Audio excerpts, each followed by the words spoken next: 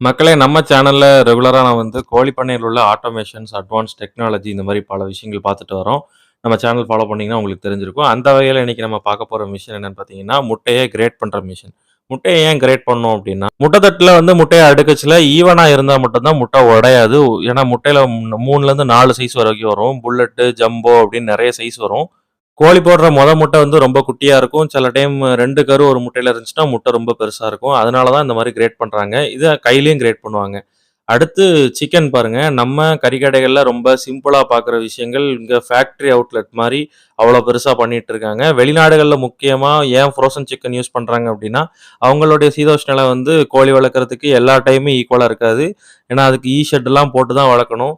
அதனால ஒரு முடிஞ்ச அளவுக்கு சம்மர்லயே வந்து புரொடக்ஷன் பண்ணி, ஃப்ரோஸ் பண்ணி வச்சுட்டு, வின்டர்ல அவங்க யூஸ் பண்ணுவாங்க. அது மட்டும் இல்லாம வெளிநாடுகளுக்கும் இந்த மாரி ஃப்ரோசன் சிக்கன் தான் எக்ஸ்போர்ட் ஆகுது. நான் ஒரு விஷயம் கேள்விப்பட்டேன். எவ்வளோக்குள்ள உண்மைன்னு தெரியல. KFCக்கு வந்து சிக்கன் லோக்கல்ல வாங்க மாட்டாங்க. அவங்க எப்படி மசாலாலாம் வந்து ஃபிரான்சைஸிஸ்ல குடுக்குறாங்களோ, சிக்கனும் KFCல அவங்க கம்பெனிலேருந்து தான் குடுப்பாங்க. வேர்ல்டு வைட் எங்க இருந்தாலுமே ஃப்ரோசன் சிக்கன் தான் அனுப்பி விடுவாங்கன்ற மாரி கேள்விப்பட்டோம். இங்க கறிக்கடை வச்சிருக்கிற நண்பர்கள் யாராவது KFCக்கு சிக்கன் குடுக்கீங்களா என்னங்கிறத கமெண்ட்ல போடுங்க. நானும் லோக்கல்ல விசாரிச்சேன். KFCக்கு லோக்கல்ல சிக்கன் வாங்குற மாரி தெரியல. இப்பலாம் நம்ம ஹோட்டல் நம்ம ஊர்ல இருக்கிற பெரிய பெரிய ஹோட்டல்ஸ்லயுமே இந்த மாரி ஃப்ரோசன் சிக்கன் யூஸ் பண்ண ஆரம்பிச்சுட்டாங்க. வீடியோ பிடிச்சிருந்தா லைக் பண்ணுங்க.